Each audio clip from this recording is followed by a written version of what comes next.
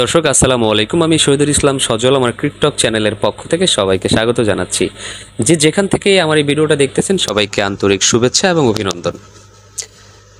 গতকালকে একটা ভিডিও করেছিলাম, সেটা হচ্ছে সাউথ আফ্রিকার এগেনস্টে ভারতের সিরিজ হারা নিয়ে আর কোনো সংশয় নেই, আর কোনো শঙ্কা নেই। অলরেডি ভারত কিন্তু 2টা ম্যাচ জিতে গেছে। এখন যদি লাস্ট ম্যাচটা সাউথ আফ্রিকা জিতেও যায় তাহলে কিন্তু 2-2 সমতা থাকবে।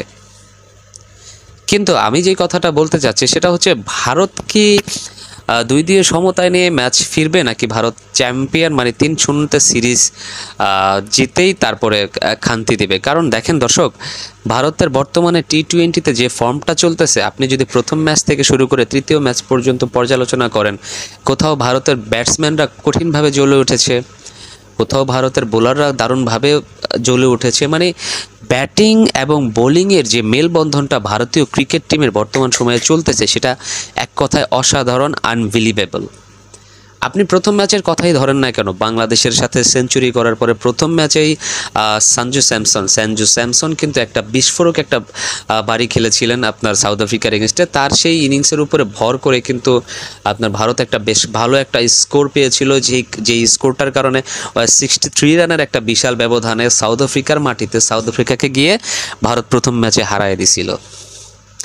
দ্বিতীয় ম্যাচটাতে কি হয়েছে, ভারত দ্বিতীয় ম্যাচটাতে মাত্র 124টা রান করেছিল। সেই 124টা রান করতে গিয়ে সাউথ আফ্রিকার ব্যাটসম্যানদের যা অবস্থা হয়েছে, যা হাল হয়েছে, শেষমেশ আপনার ক্রিস্টিয়ান স্টাফস এবং রেনাল কোয়েট, যে দুজন মিলে যদি আপনার সাউথ আফ্রিকাকে না বাঁচাতেন তাহলে সাউথ আফ্রিকা এই ম্যাচটাও হাইরা যেত।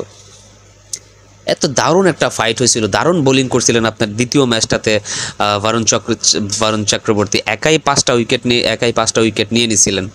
এটা most probably that was his career best. আপনার 16 রানে মোস্ট প্রবাবলি আপনার 16 রানে 5টা উইকেট নিয়েছিলেন Varun Chakravarthy. Quite impressive bowling ছিল ওই দিনের ম্যাচটা। এবার আসেন তৃতীয় ম্যাচের কথায় দর্শক। তৃতীয় ম্যাচটাতে কি ঘটনা ঘটছে, তৃতীয় ম্যাচটাতেও কিন্তু আপনার ভারত সাউথ আফ্রিকার এগেনস্টে 11 রানের ব্যবধানে জিতছে। এই ম্যাচটাতে আগের 2 ম্যাচে ফ্লপ থাকা অভিষেক শর্মা কিন্তু জ্বলে উঠেছিলেন, 25 বলে 50 করেছিলেন, এবং তিলক ভার্মা ব্যাটিং সেন্সেশন ভারতের জন্য 57 বলে আপনার 100 করে ফেলছেন, মানে 100-এর বেশি একটা রান করেছেন। 110 কি 111 হবে মোস্ট প্রবাবলি। তো দেখেন, একটা দল টি-20 ম্যাচ খেললো 3টা, সেইখানে ওপেনিং মানে প্রথম সারির টপ অর্ডার ব্যাটসম্যানদের 2জন ব্যাটারি সেঞ্চুরি পেয়ে গেলেন। যদিও সঞ্জু স্যামসন ফর্মে ছিলেন না লাস্ট 2টা ম্যাচ, তো চতুর্থ ম্যাচেও যে সঞ্জু স্যামসন খারাপ করবে সেটা আপনি বলতে পারবেন না। তো ভারতের টপ অর্ডার ব্যাটসম্যানদের যে পরিমাণের আসলে ফর্ম, সেই ফর্মটা যদি তারা ক্যারি করতে পারে, আমার কাছে মনে হয় যেন সাউথ আফ্রিকা ভারতের এগেনস্টে 3-1 ব্যবধানে সিরিজ হারতে চলেছে। এটা আমার ব্যক্তিগত ধারণা, কারণ ওই যে একটা কথা একটু আগেই বলছি, ভারতের ব্যাটিং এবং বোলিংয়ের যে কম্বিনেশনটা মিলে গেছে, সেইখানটাতে চ্যাম্পিয়ন দলগুলা যখন জয় পায় তখন তারা আরও বেশি উজ্জীবিত হয়। তাদের সামনে তখন কোনো প্রতিপক্ষই আসলে প্রতিপক্ষ হিসেবে প্রতীয়মান হয় না যখন তারা ভালো খেলতে থাকে।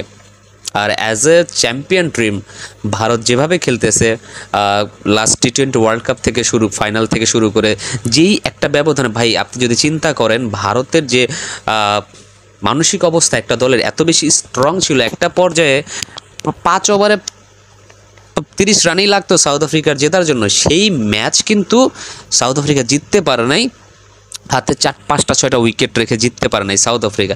তো চিন্তা করেন, আপনাকে চ্যাম্পিয়ন হইতে হলে সর্বহালতে আপনাকে ম্যাচটা ধরে রাখতে হবে। তো ভারত সেই সিচুয়েশন থেকে বের হয়ে আসছে যেভাবে, আর এখন যে সিচুয়েশনগুলো চলতেছে, that is quite easy for team India. তো দর্শক, আপনাদের কি মনে হয় যে আসলে ভারত কি সাউথ আফ্রিকার এগেনস্টে 3-1 ব্যবধানে সিরিজ জিততে পারবে, নাকি সাউথ আফ্রিকা আরেকটা ম্যাচ জয়লাভ করে সিরিজে সমতায় আসবে? সবাই আমার এই ভিডিওর কমেন্ট সেকশনে কমেন্টস করে জানিয়ে দেবেন। সবাই ভালো থাকবেন, সুস্থ থাকবেন। আসসালামু আলাইকুম।